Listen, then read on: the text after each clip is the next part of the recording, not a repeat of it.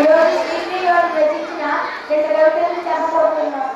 మరో ప్రపంచం మరో ప్రపంచం మరో ప్రపంచం పిలిచింది 12 గోపాలను రోజుకు